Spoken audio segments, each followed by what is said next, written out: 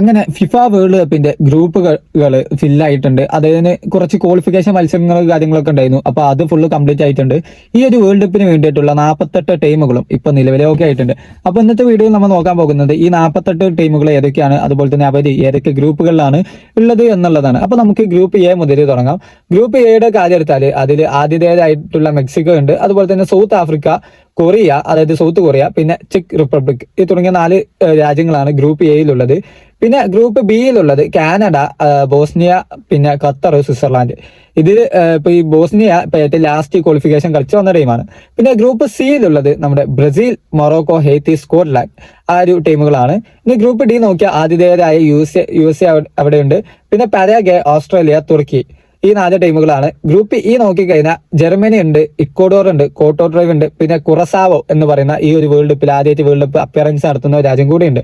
പിന്നെ group F നോക്കിക്കഴിഞ്ഞാൽ Netherlands, Japan, Sweden, Tunisia, ഈ 4 ടീമുകളാണ് ഗ്രൂപ്പ് എഫിലുള്ളത്. ഇനി ഗ്രൂപ്പ് ജി നോക്കിക്കഴിഞ്ഞാൽ ബെൽജിയം, ഈജിപ്ത്, ഇറാൻ, ന്യൂസിലാൻഡ്, ഈ 4 ടീമുകളാണ് ഉള്ളത്. ഇനി ഗ്രൂപ്പ് എച്ച് എടുത്തു കഴിഞ്ഞാൽ അതിൽ സ്പെയിൻ ഉണ്ട്, സൗദി അറേബ്യ, ഉറുഗ്വേ, പിന്നെ അതുപോലെ തന്നെ കാബോ വെർദെ എന്ന് പറയുന്ന ഒരു പുതിയൊരു രാജ്യം കൂടി അവിടെ ഉണ്ട്. ഗ്രൂപ്പ് ഐ നോക്കിക്കഴിഞ്ഞാൽ അവിടെ ഫ്രാൻസ്, സെനഗൽ, ഇറാഖ്, നോർവേ, 4 ടീമുകളുണ്ട്. പിന്നെ ഗ്രൂപ്പ് ജെയിലാണ് നമ്മുടെ അർജന്റീന, അൾജീരിയ, ഓസ്ട്രേലിയ, അതുപോലെ തന്നെ ജോർദാൻ തുടങ്ങിയ ടീമുകളാണ് ഉള്ളത്. ഗ്രൂപ്പ് കെയിലാണ് നമ്മുടെ പോർച്ചുഗൽ, അതുപോലെ തന്നെ കോങ്കോ, അവര് ഒരു പുതിയ ടീമാണ്. പിന്നെ ഉസ്ബെക്കിസ്ഥാനും കൊളംബിയാണ് ഗ്രൂപ്പ് കെയിലുള്ളത്.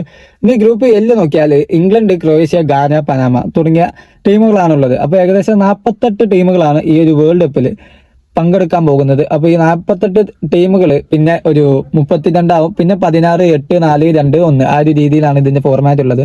അപ്പൊ ഇതിൽ ആരായിരിക്കും വിജയിക്കുക? നിങ്ങളുടെ അഭിപ്രായം ഏതാണ്ട് താഴെ കമന്റ് ചെയ്യുക. അതുപോലെ തന്നെ നമ്മളെ കോണ്ടന്റ്സ് കാര്യങ്ങളൊക്കെ ഇഷ്ടപ്പെടുന്നു എന്നുണ്ടെങ്കിൽ ലൈക്ക് ചെയ്യുക, ചാനൽ ഒന്ന് സബ്സ്ക്രൈബ് ചെയ്യുക.